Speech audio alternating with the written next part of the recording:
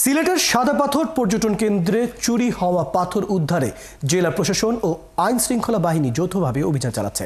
অভিযানে গ্রেফতার হয়েছে কোম্পানিগঞ্জের পূর্ব সালামপুরের ইউনিয়নের চেয়ারম্যান আলম। এছাড়া বিভিন্ন জায়গা থেকে চুরি হওয়া প্রায় ৩৫,০০০ ঘনফুট পাথর উদ্ধার করা হয়েছে। বুধবার রাত ১২টার পর থেকে এই অভিযান শুরু হয়।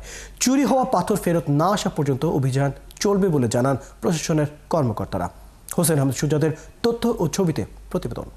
ডায়ালগ সুবাসিত টয়লেট ক্লিনার, যার পাওয়ার প্লাস ফর্মুলা টয়লেটের কোনায় কোনায় পৌঁছে ৯৯.৯৯% জীবন ধ্বংস করে।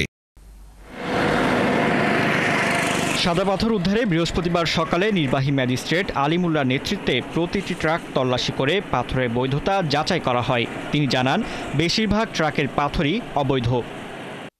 আমরা আবার চেক করতেছি আর কি পুরো বিষয়টা, যে এলসির পাথর আছে কিনা বা এলসি সারা পাথর আছে কিনা, বা ইজারা বালু আছে কিনা, ইজারা সারা বালু আছে কিনা। যদি না থাকে অনুমোদন, সরকারি অনুমোদন না থাকে, সেক্ষেত্রে আমরা তাদেরকে ব্যবস্থা নিব আর কি। পরে কোথায় নেওয়া হবে জব্দ করার?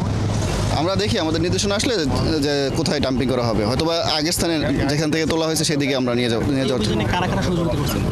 যে আইন শৃঙ্খলা বাহিনী সবাই সম্মিলিতভাবে হ্যাঁ, যৌথ অভিযান। বুধবার রাতে পাথর উত্তোলন ঠেকাতে 5টি সিদ্ধান্ত নেয় জেলা প্রশাসন। এর ধারাবাহিকতায় রাত থেকেই যৌথ বাহিনী অভিযান শুরু করে।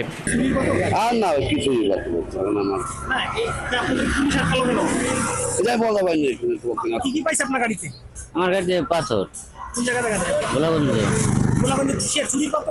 না না না না বাংলা বাংলা হ্যাঁ বাংলা পাথর। ইন্ডিয়া থেকে আমদানি কিন্তু এলসি পাথর এগুলো বেঁচেছে এখান দিয়া বালু সবগুলা, তারা অভিযানে সবগুলা এলসি হইলো ছাড়বো এই কথা করে সাইড করাইলো, তো আর সাইড করারও কিন্তু ছবিও তুললে গাড়ি নম্বরও নেয়, মালের ছবি নেয়, আমরা ছবি নেয়। এলাকার লোকজন জানান, চুরি হওয়া পাথর শহরের বিভিন্ন জায়গায় বৈধ পাথরের সাথে মেশানো হচ্ছে। অবাধে লুটপাটের কারণে কোম্পানিগঞ্জের শাহ আরিফিন টিলা, ভোলাগঞ্জ পাথর কোয়ারি, সংরক্ষিত বাংকার এবং গোয়াইনঘাটের জাফলং এলাকা অনেকটাই পাথর শূন্য হয়ে পড়েছে। প্রশাসনের সহযোগিতায় লেবাররা বার্কি শ্রমিক যারা আছে তারা পাথরটা সংগ্রহ করে, ওই পাথরটা সংগ্রহ করে ৪-৫টা হাত হইয়া তারপর এখানে আসে। মূল উৎস যেখানে, সেখানে বন্ধ না করলে এটা কোনো সময় বন্ধ হবে না। এর আগে ২০২০ সালের ফেব্রুয়ারিতে কোয়ারি থেকে পাথর ও বালু উত্তোলন বন্ধের নির্দেশ দেয় সরকার। এরপর থেকে রাজনৈতিক দলের পৃষ্ঠপোষকতায় রাতের আধারে অবৈধভাবে পাথর ও বালু উত্তোলন চলত। ৫ই আগস্ট সরকার পতনের পর সিলেটের সবকটি কোয়ারির নিয়ন্ত্রণ নেন আরেক দল প্রভাবশালী।